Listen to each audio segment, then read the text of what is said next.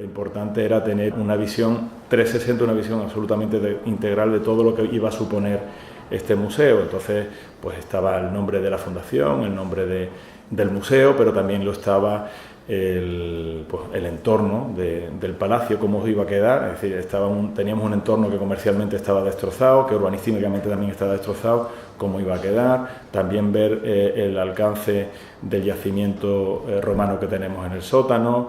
Era una serie de matices, cómo se iba a hacer la construcción, si el proyecto iba a ser aceptado por parte de la baronesa. Si nosotros teníamos conocimiento de que el ejercicio, la realización del proyecto arquitectónico del Museo Thyssen en Madrid tuvo muchos problemas entre el arquitecto y la colección. Entonces también queríamos que desde un principio esta situación estuviese pacificada. Pasamos a la definición de equipos, ¿no? ¿Qué equipo técnico era señalado para impulsar estos trabajos? Entonces, bueno, aquí por parte de la colección en principio se planteó la figura de Guillermo Solana y de Tomás Llorén, que fueron, digamos, los capitanes del equipo de Madrid, y por parte nuestra esta fue la definición, ¿no? Tenemos a Teresa Sauret, que hoy en día es patrona de la Fundación Palacio de Villalón. En aquel momento la pusimos en licenciada en Historia del Arte, pero es catedrática en Historia del Arte, ¿no? Eso fue un error de aquel momento.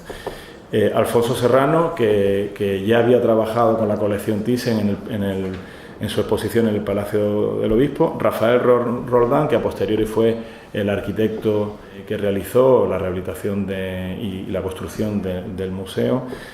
Aurora Herrera, un arquitecto de Madrid con experiencia en proyectos en museología, y José María Gómez Aracil, que fue una pieza muy importante por varias razones, porque tuvo que hilar y que tuvo que llevar a buen puerto una obra considerable, una obra importante, como era conjugar la ejecución por parte del Instituto Municipal de la Vivienda de la rehabilitación del Palacio de Villalón, pero también de la construcción de un edificio en su parte trasera, como también, digamos, gestionar desde el Instituto de la Vivienda la ampliación, porque en principio teníamos el edificio del Palacio de Villalón, que era propiedad municipal, pero este edificio en el que estamos no era propiedad municipal. Entonces hubo que adquirirlo, ¿no? Entonces, bueno, este fue uno de los primeros correos también que traía, en la que estamos hablando en abril de 2007, en la que ya se definieron los equipos, ¿no? Por parte de esta primera fase, lo importante fue redactar y acordar una declaración de intereses que concitaran los puntos que había planteado la colección, el correo que antes hemos visto del abogado, y los puntos de interés del ayuntamiento. El 26 de marzo al 27 de marzo se firmó esa declaración de intenciones, ¿no?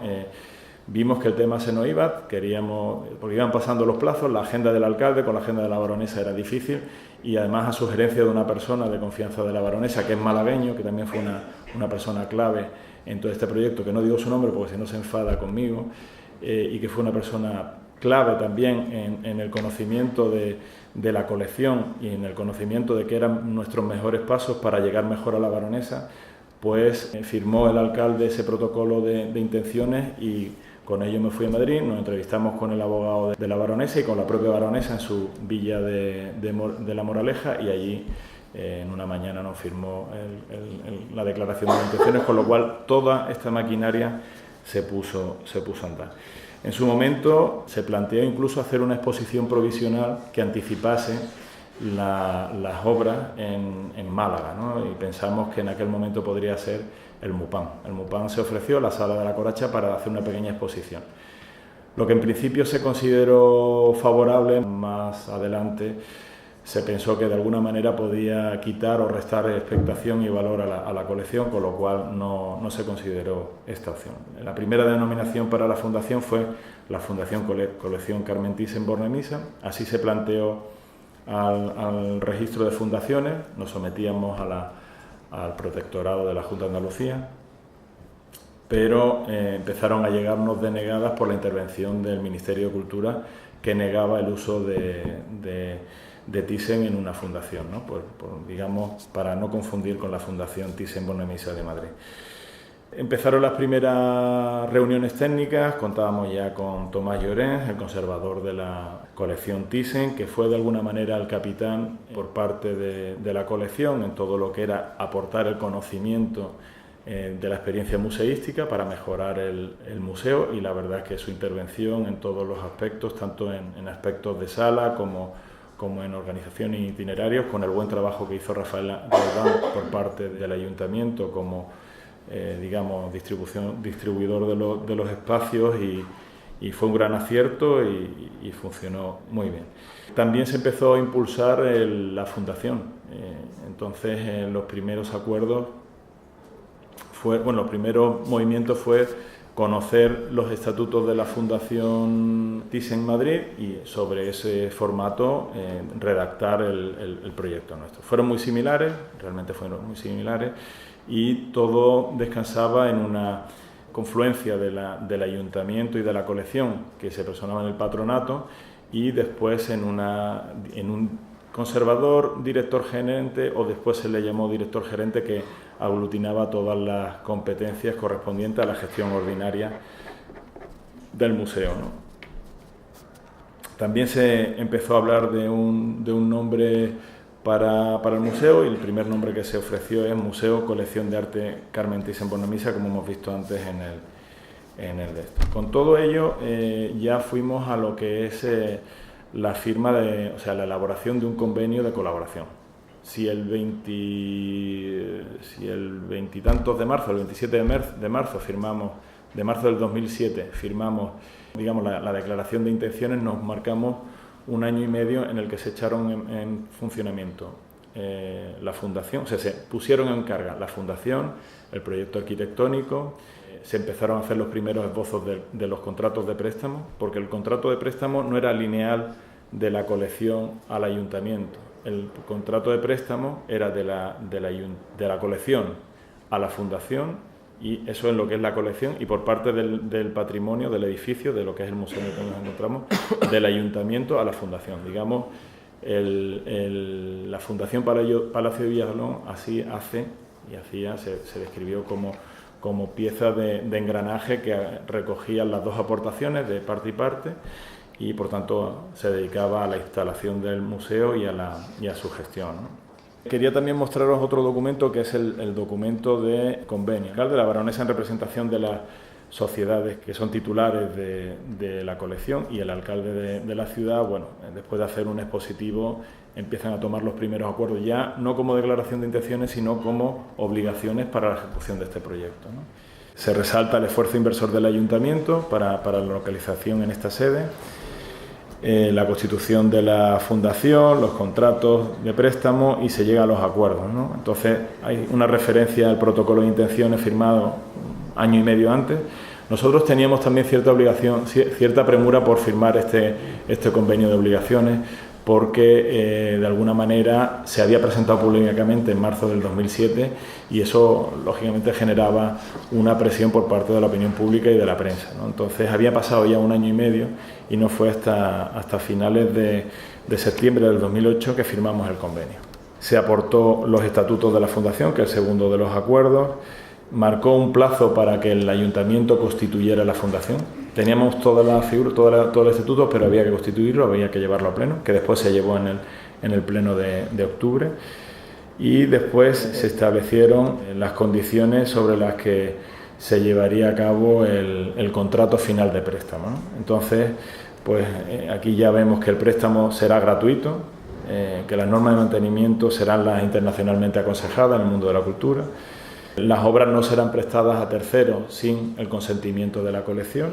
Los precios de entrada recogerán precios para colectivos sociales desfavorecidos, que solo albergará obras de la colección Carmen Thyssen, que bueno, asumiremos los seguros de la colección, que el coste de embalaje y tal, en fin, todas las condiciones que nos llevó después a realizar. Por parte del ayuntamiento había un compromiso de instalar la primera piedra antes del 31 de diciembre del 2008. La verdad es que no recuerdo si fue en ese plazo que se hizo la primera piedra, pero hubo una serie de compromisos y obligaciones que se habían pactado entre las dos partes, y como yo os decía antes, la relación de confianza que existía entre los dos titulares, alcalde y baronesa, realmente hizo que todo fuese, y que esos incumplimientos no fuesen causa de tensión, ¿no? Como ejemplo, que además era un tema que fue muy denunciado por la oposición y que realmente tenían sus motivos, es que el contrato de préstamo de la colección finalmente no se firmó. Yo creo que se firmó días después de abrir el museo, es decir, las obras estaban ya aquí y el contrato se firmó, pues no sé si fue a finales del mismo mes de marzo del 2011. Es decir, todo fluyó bien, principalmente por la buena relación y el buen entendimiento entre los dos titulares. Hubo una primera fase de declaración de intenciones, una segunda fase de obligaciones. Con esa fase de obligaciones ya se empezó a ejecutar las obras, se elaboró un proyecto arquitectónico y se puso en carga la adquisición de estos inmuebles. Se contrató la obra pública, que fue realizada por OHL junto con Campano y una empresa de Antequera, que se ejecutó esta en UTE, ¿no?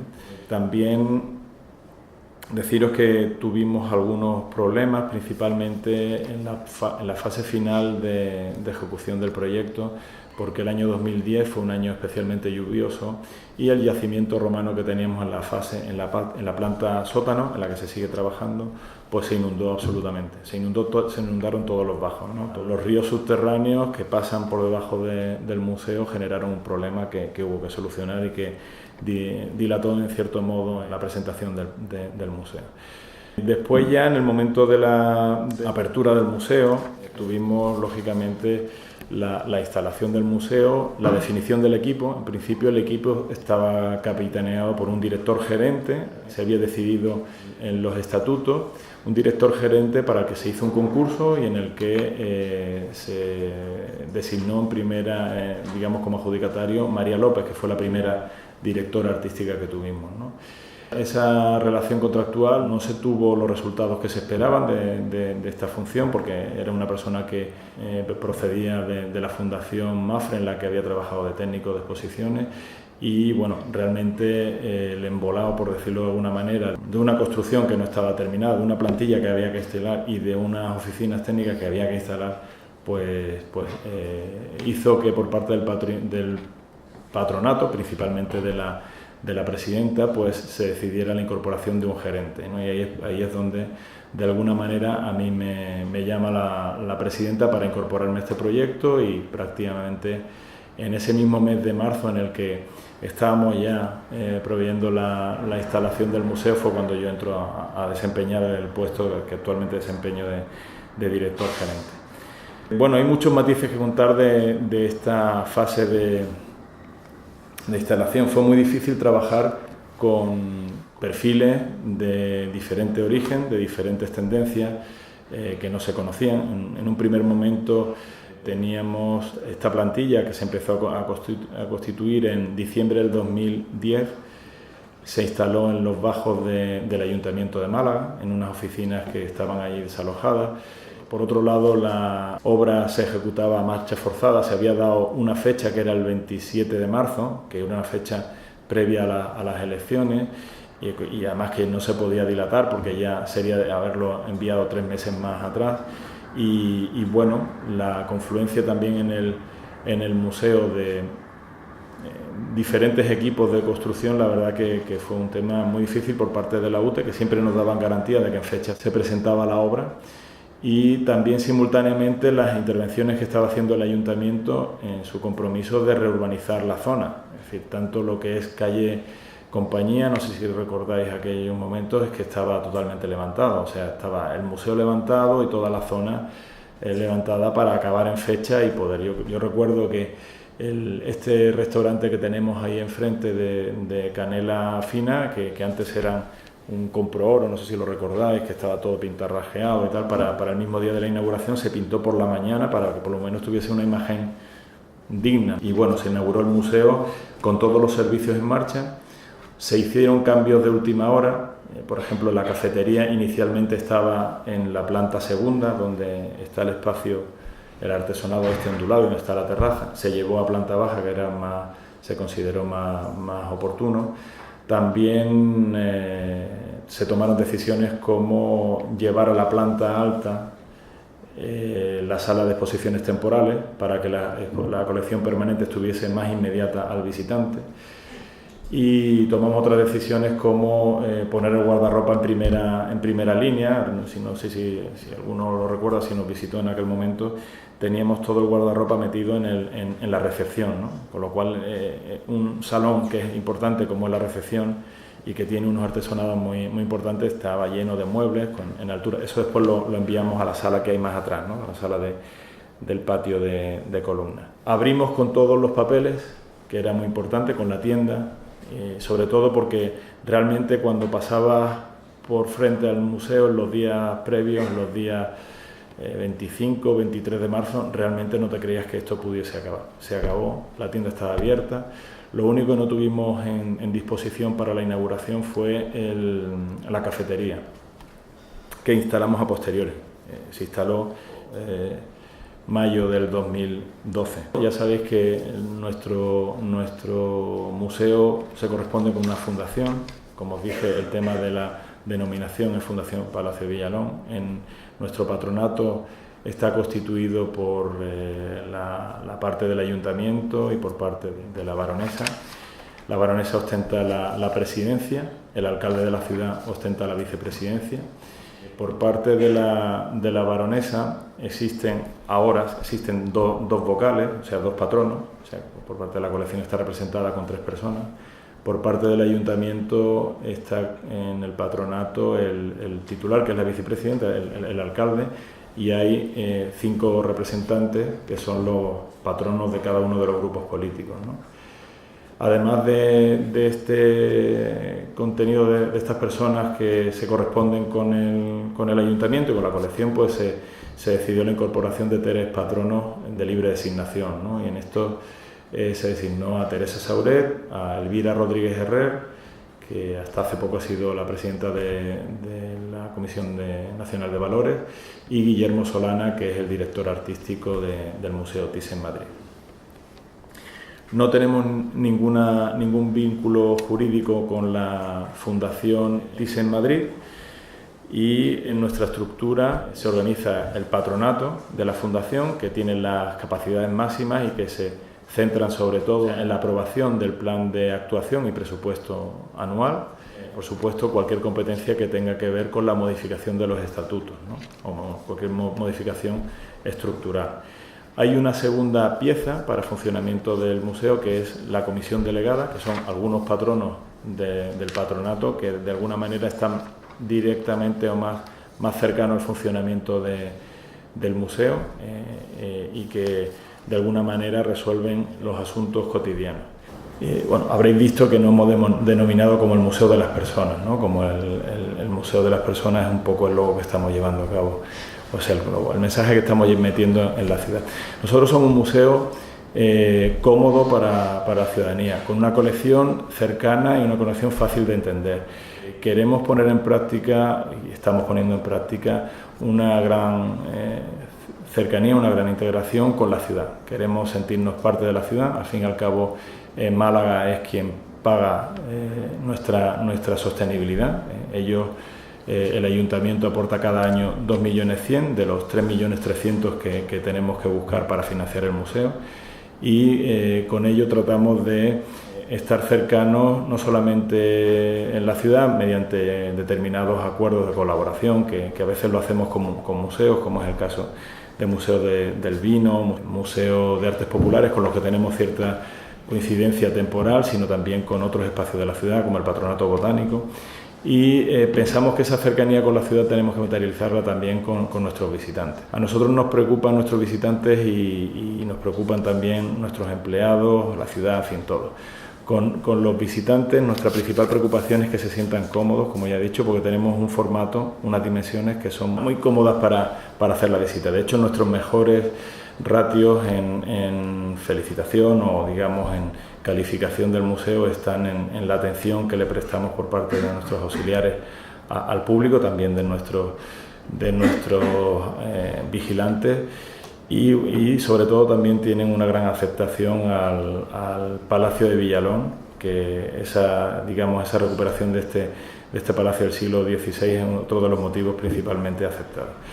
Cuando hablo del tema del museo tratamos de empatizar también con nuestros empleados, ponemos una buena carga de nuestro trabajo en la formación, trabajamos motivos de cohesión, no solamente para la plantilla, también lo trabajamos con nuestros auxiliares de sala. Tienen unos sueldos bastante limitados y queremos compensar de alguna manera con formación en su trabajo. También nos preocupa el visitante internacional. Queremos que nuestra colección, que actualmente se cuenta en 5 idiomas, se proyecte se cuenta en 5 idiomas en nuestras audioguías.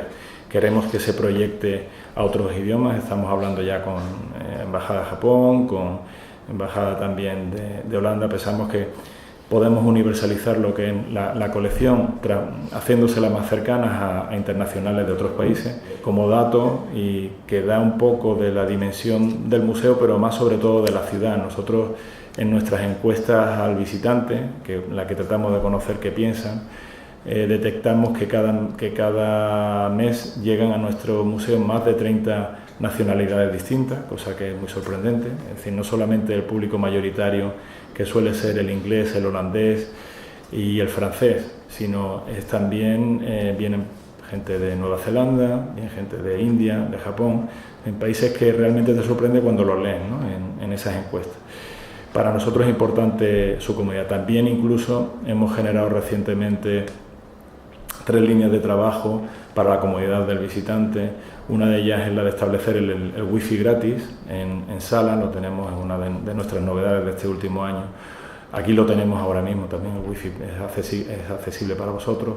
También hemos trabajado en temas de tecnología, establecernos en el comercio online. Nuestra tienda recientemente se ha establecido en el espacio Internet y ya recibimos compras contadas todavía, quiero decir, no generamos ahí un volumen de negocio, pero que vienen de diferentes países, no solamente de españolas, no solamente nacionales. También nos preocupa nuestra relación cuando hablamos del Museo de las Personas y cuando tratamos de poner en valor a la persona, el valor humano por encima de otros aspectos. También nos preocupa la información y la transparencia del museo con respecto a cualquiera. Si ahora nosotros entramos en nuestra web, podemos ver que está un buen volumen de nuestra información. Creo que todavía podemos mejorar, ¿no? Y que de hecho ha facilitado el que nuestro museo haya sido catalogado el sexto, me parece, o el sexto de España en transparencia. Esto es un trabajo que cada año hace la Fundación Transparencia y Compromiso, en la que el museo ha reconocido, digamos, este esfuerzo que hacemos. Si nos vamos a esta página que está en la parte de la Fundación, Portal de Transparencia, pues aquí podemos ver misión y valores, el patronato o cuestiones como contrataciones y retribuciones, ¿no?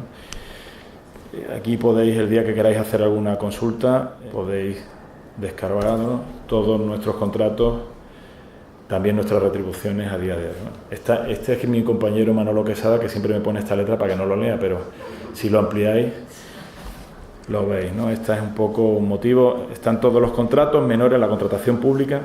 Utilizamos en nuestra contratación siempre el concurso, siempre nos ha funcionado bien y tratamos bueno, por ejemplo, ahora mismo en el último que hemos adjudicado, que es el de limpieza, estábamos muy satisfechos con la empresa que teníamos, que es hispánica, pero bueno, este último concurso lo ha ganado otra empresa y bueno, somos correctos con la legislación y con nuestros procesos de decisión, porque al final nos ayudan, realmente nos ayudan. Pensamos que es una manera de presentarnos como somos. Cuando nosotros presentamos nuestros datos, nuestras cuentas, hemos necesitado efectivamente 50.000 euros para equilibrar nuestro museo. Estas cuentas, también hay que decir que es un poco complicado, pero nosotros realmente tenemos un fondo de reserva de 93.000 euros acumulados de los años anteriores. Realmente nosotros no tendríamos que haber pedido dinero al Ayuntamiento de Málaga. Lo hemos tenido que pedir por una cuestión de aplicación de la ley de racionalidad de las administraciones públicas, en la que contablemente, aquí habrá algún economista que lo pueda, pero contablemente el uso de ese fondo de reserva hubiese supuesto necesidad de financiación y por tanto no hubiese generado un problema que casi que nos llevaba a la disolución como entidad. Y todo esto ha sido el motivo por lo que tuvimos que solicitar del Ayuntamiento de Málaga una aportación de 50.000 euros.